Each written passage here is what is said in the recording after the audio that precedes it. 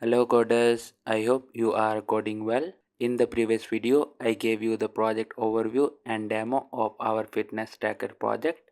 And in today's video, we will create a new Spring Boot application. And after this, we will connect this application with the database as well. So let's get started. So to create a new Spring Boot application, we will use Spring Initializr and you need to visit start.spring.io, and here we need to enter the details of our project, and for the build tool we will select Maven, and after this for the language we will select it as Java, and for the Spring Boot version we will keep the default selected, which is 3.3.1, and after this we need to give the project metadata, and for the artifact we will give it as fitness tracker server, and after this we need to give the group, and we will replace this example with code with projects. And after this for the packaging we will choose jar, and for the Java language version we will use 17. And that's it for our project metadata. Now we need to add the dependencies, so we will click on this add dependencies button, and because we need to create the REST APIs, so we will add Spring Web.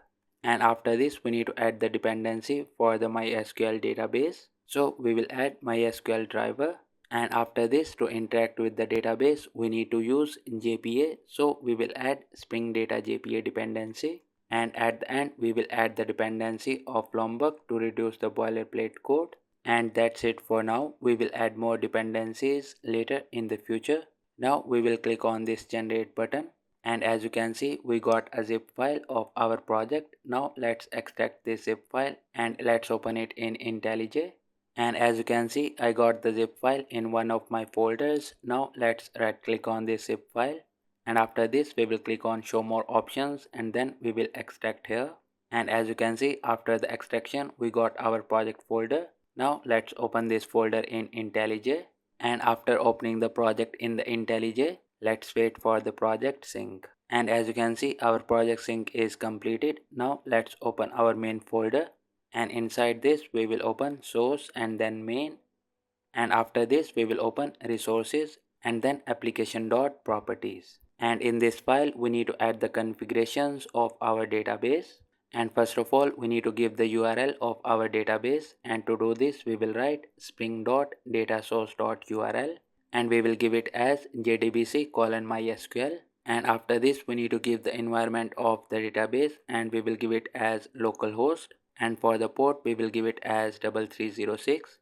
And at the end we need to give the database name, and we will give it as fitness underscore tracker underscore, and after the URL we need to give the username, so we will write spring.datasource.username is equals to, and I will give this username as root. And after the username we need to give the password, so we will write spring.datasource.password is equals to, and I will give the password as root.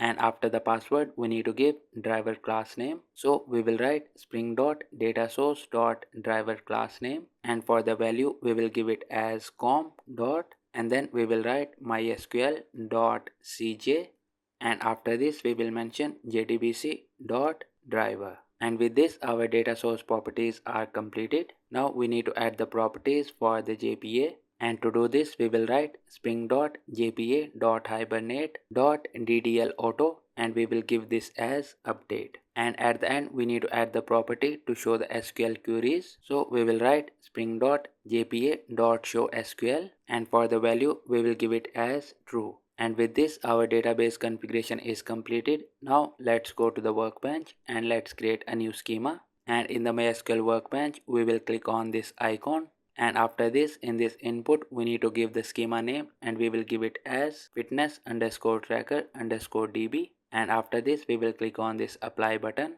and on this screen we will review the query, and then we will click on apply, and we will click on this finish button.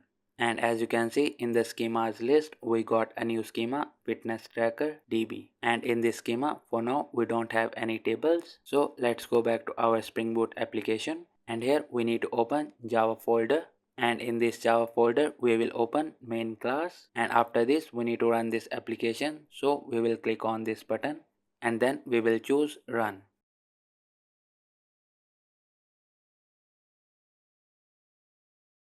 And as you can see, our application is up on port 8080 without any errors, and our MySQL database connection was successful as well. And that's it for today's video. In the next video, we will create workout entity and related file structure in our Spring Boot application.